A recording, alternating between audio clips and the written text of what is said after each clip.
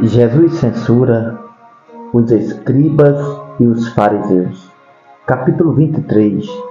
Mateus.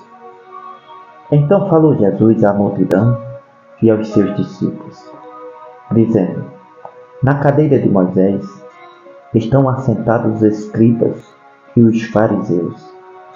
Observai, pois, e praticai tudo o que vos disserem, mas não procedais em conformidade com as suas obras, porque dizem e não praticam, pois atam fardos pesados e difíceis de suportar, e os põem aos ombros dos homens.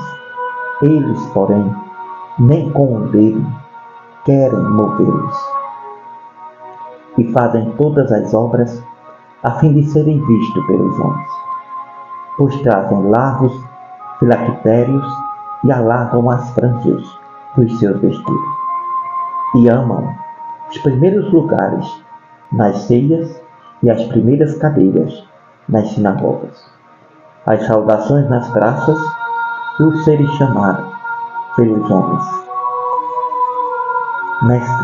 Mestre, vós, porém, não querais ser chamado de mestre, porque um só é o vosso mestre, a saber, o Cristo, e todos vós sois irmãos. E ninguém na terra chameis vosso Pai, porque um só é o vosso Pai, o qual está nos céus. Nem vos chameis mestres, porque um só é o vosso mestre, que é o Cristo. Porém, o maior dentre vós será vosso servo.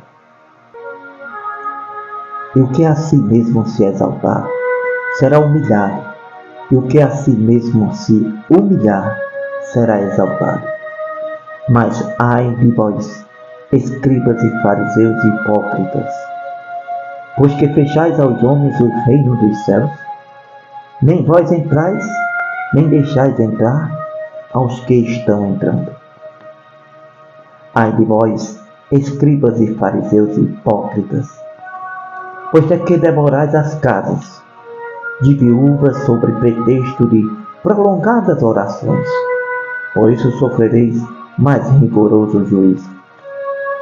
Ai de vós, escribas e fariseus hipócritas, pois que percorreis o mar e a terra para fazer um prosélito, e depois de o teres feito, fazeis filho do inferno 2 vezes mais do que vós.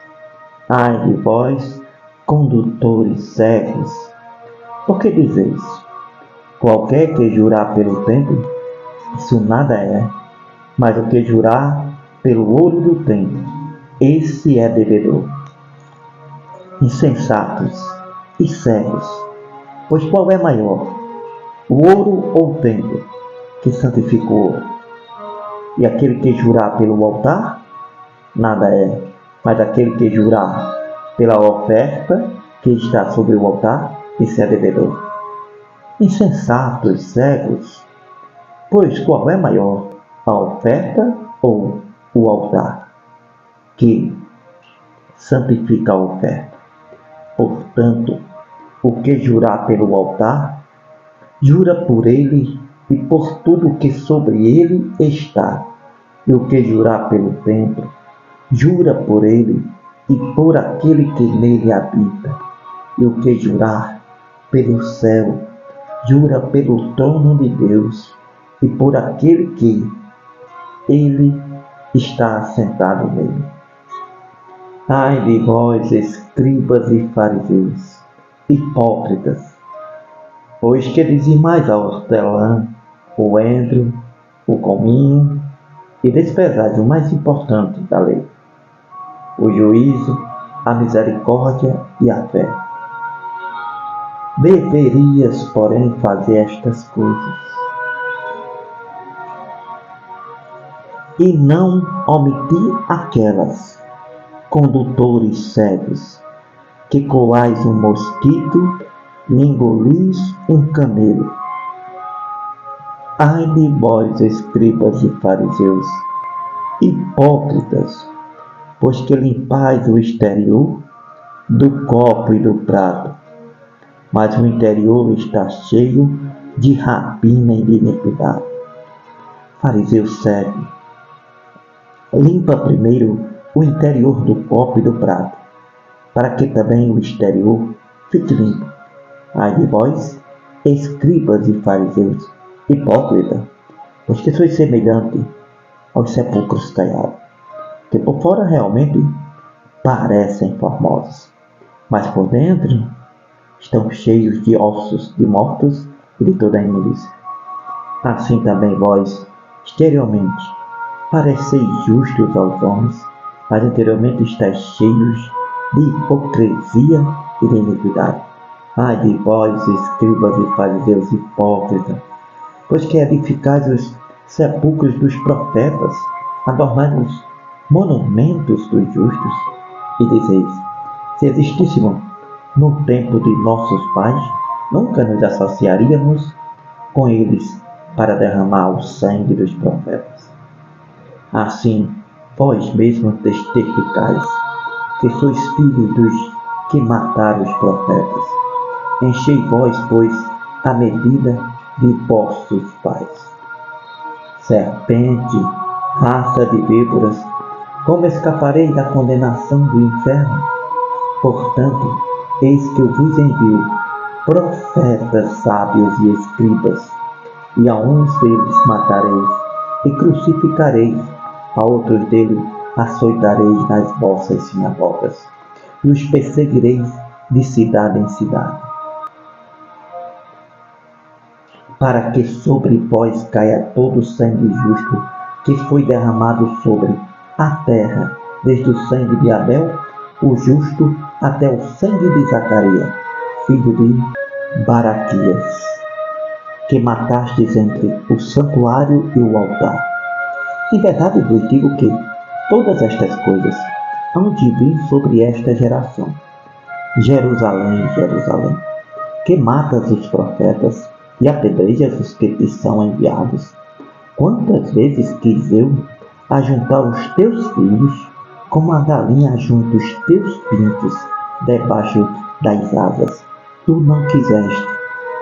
Eis que a vossa casa vai ficar deserta, porque eu vos digo que, desde agora, não me vereis mais, até que digais: bendito que vem em nome do Senhor. Capítulo 24. O sermão profético, o princípio de dores. E quando Jesus ia saindo do templo, aproximaram-se dele os seus discípulos para lhe mostrarem a estrutura do templo. Jesus, porém, lhe disse: não vedes tudo isto? Em verdade vos digo que não ficará aqui pedra sobre pedra que não seja derrubada. Estando assentados no monte das oliveiras, chegaram-se a ele os seus discípulos em particular, dizendo: dize-nos quando serão essas coisas, que sinal haverá da tua vinda e do fim do mundo? E Jesus respondendo disse-lhes: acautelai-vos, que ninguém vos engane, porque muitos virão em meu nome, dizendo: eu sou pastor, eu sou profeta, eu sou Cristo, e enganarão a muitos. E ouvireis de guerras, de rumores de guerras. Olhai, não vos assusteis, porque é visto que isso tudo aconteça, mas ainda não é o fim. Porquanto se levantará nação e reino contra reino. Haverá fomes e pestes, terremotos em vários lugares. Mas todas estas coisas são o princípio de dores. Então vos hão de entregar para seres atormentados, e matar-vos hão. Sereis odiados de todas as gentes por meu nome.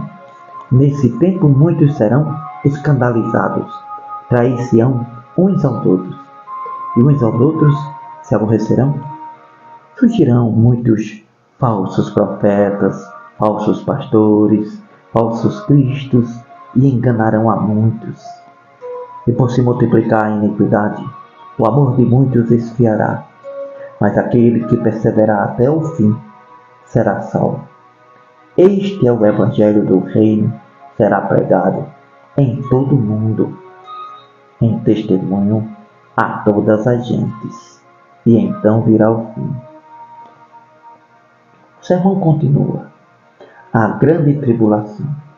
Quando, pois, vides que a abominação da desolação, de que falou o profeta Daniel, está no lugar santo, quem lê, atenda. Então os que estiverem na Judéia, fujam para os montes.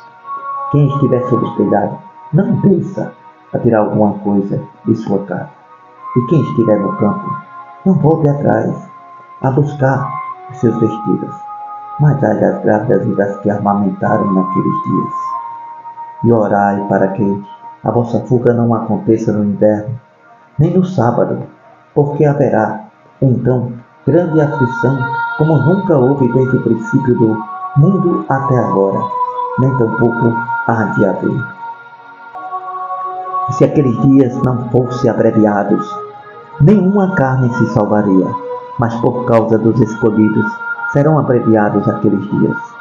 Então, se alguém vos disser, eis que o Cristo está aqui, ali está o profeta, o pastor, não lhe deis crédito, porque surgirão falsos cristos e falsos pastores, falsos profetas, e farão tão grandes sinais e prodígios que, se possível fosse, enganariam até os escolhidos.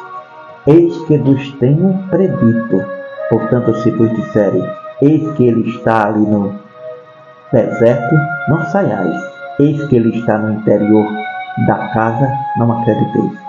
Porém, assim como o relâmpago sai do oriente e se mostra até ao ocidente, assim será também a vinda do Filho do Homem. Pois onde estiver o cadáver, aí se ajuntarão as águias. O sermão continua a vinda do Filho do Homem, e logo depois da aflição daqueles dias, o sol se escurecerá, a lua não dará a sua luz, e as estrelas cairão do céu, as potências dos céus serão abaladas. Então aparecerá no céu o sinal do Filho do Homem, e todas as tribos da terra se lamentarão, e verão o Filho do Homem vindo sobre as nuvens do céu com poder e grande glória. E ele enviará os seus anjos com rijo clamor de trombeta, os quais ajuntarão os seus escolhidos desde os quatro ventos, de uma a outra extremidade dos céus. Aprendei, pois, esta parábola da figueira. Quando já os seus ramos se tornam tenos e brotam folhas, sabeis que está próximo o verão.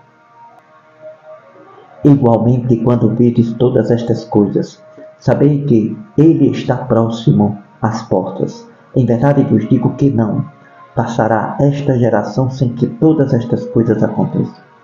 O céu e a terra passarão, mas estas minhas palavras não hão de passar.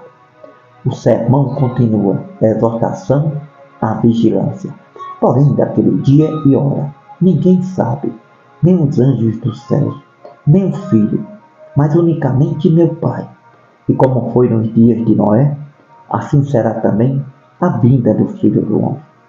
Porquanto assim, como aos dias anteriores ao dilúvio, comiam, bebiam, casavam e se davam em casamento, até o dia em que Noé entrou na arca, e não o perceberam, até que veio o dilúvio e os levou a todos. Assim será também a vinda do Filho do Homem. Então, estando dois no campo, será levado um e deixado o outro. Estando duas moendo no moinho, será levada uma e deixada outra. Vigiai, pois, porque não sabeis que hora há de vir o vosso Senhor. Mas considera isto: se o pai de família soubesse a que hora, a que vigília da noite, havia de vir um ladrão, vigiaria e não deixaria roubar a sua casa. Por isso, estáis vós vigiando também, porque o Filho do Homem há de vir a hora em que não penseis. O sermão continua a parábola dos dois servos. Quem é, pois, o servo fiel, prudente, que o Senhor o constituiu sobre a sua casa, para dar o sustento a seu tempo? Bem-aventurado aquele servo, que o Senhor, quando vier, achar servindo assim. Em verdade vos digo que o porá sobre todos os seus bens. Porém, se aquele mau servo disser consigo, meu Senhor tarda em vir, e começar a espancar os seus conservos, a comer, a beber com os tumulentos, virá o Senhor daquele servo num dia em que o não espera e a hora em que ele não sabe. Separá-lo-á e destinará a sua parte com os hipócritas. Ali haverá pranto e ranger de dentes.